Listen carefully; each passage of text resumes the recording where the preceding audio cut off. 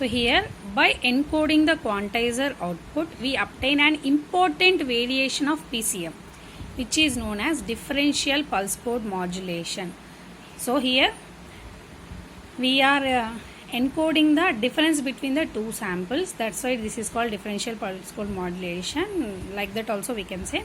So it is the encoded signal that is used for transmission in the DPCM. So now here, let the nonlinear function q of something define the input-output characteristic of the quantizer. So this is our assumption. Let nonlinear function q of something define the input-output characteristic of the quantizer. This is our assumption, guys. You should remember this one.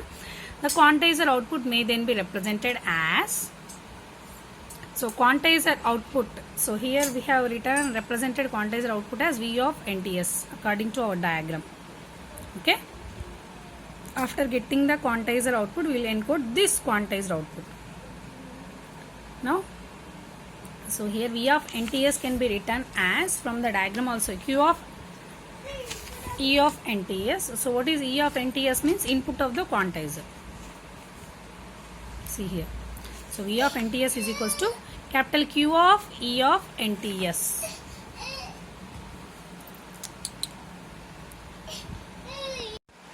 So here V of NTS can be written as Q of E of NTS is equals to E of NTS plus Q of NTS, where E of NTS is the input of the quantizer and small q of NTS represents the quantization error. So according to figure A, the quantizer output E of NTS is added to the predicted value x cap of NTS to produce the predictor input. So that is also from the diagram. You can write U of NTS is equals to x cap of NTS plus V of NTS. That we have written here, substituting V of NTS in above. So from this, substitute V of NTS in this expression, then we will get the expression like this. You go through this one, just substitute one by one. We observe that x cap of NTS plus E of NTS is equal to the input signal. That you know very well. X of NTS plus x cap of NTS plus E of NTS. See from this expression, x cap of NTS, if you take this one here, E of NTS plus x cap of NTS is equals to x of NTS, which is equals to the input signal. So from that, U of NTS is equals to, these two can be written as x of NTS plus Q of NTS. From this, what we observe means the predictor input is equals to the quantizer version of the input signal. That only we have given here. So that we can write like this.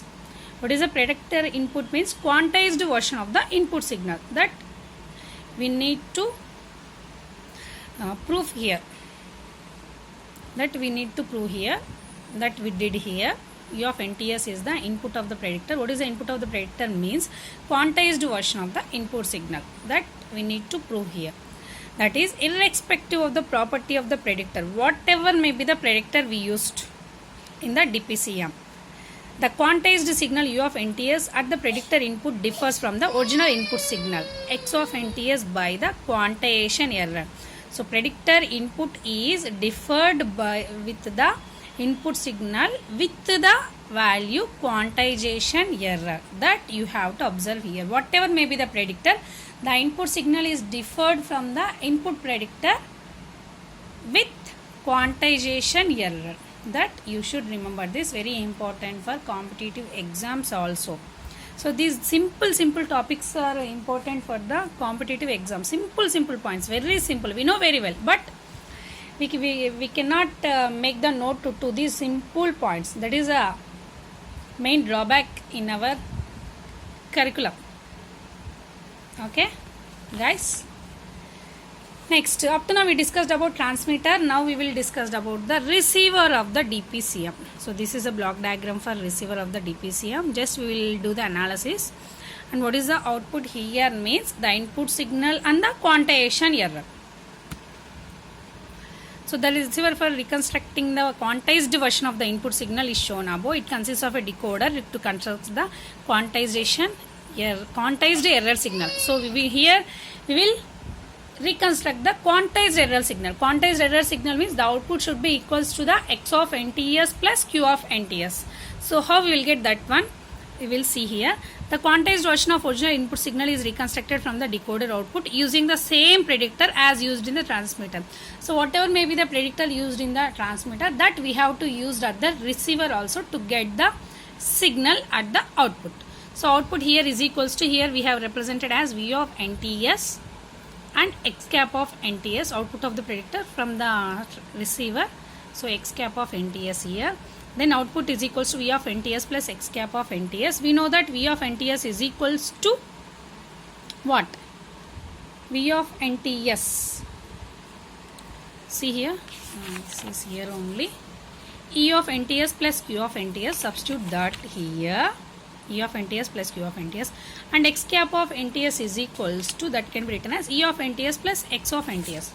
So E of NTS, x cap of NTS can be written as x of NTS minus E of NTS. See here, x cap of NTS can be written as, take this one to here and take this one to here. X cap of NTS is equals to x of NTS minus E of NTS. So this is the expression we will get after substituting V of NTS and x cap of NTS. These two will get cancelled. E of NTS, that is error cancelled. We will get the output as x of NTS plus q of NTS. So this is about the analysis of the DPCM. So now guys, are you able to understand the topic DPCM? What is the difference between the PCM and DPCM? Generally we can say that here we will do the encoding between the difference of the samples. So first of all, after getting the samples, we will do the, what is the difference between the two successive samples, take that difference. Next, difference between the successive samples, difference between the successive samples. That difference we are going to encode here. That is the difference between the PCM and DPCM. Okay, I think I am clear with this guys. Next, what is the signal to noise ratio of DPCM? You please remember this one. Signal to noise ratio, signal power by noise power, sigma x square by sigma q square. The same expression can be written as sigma x square by sigma e square into sigma e square by sigma q square. E square gets cancelled. Again, you will get the same expression.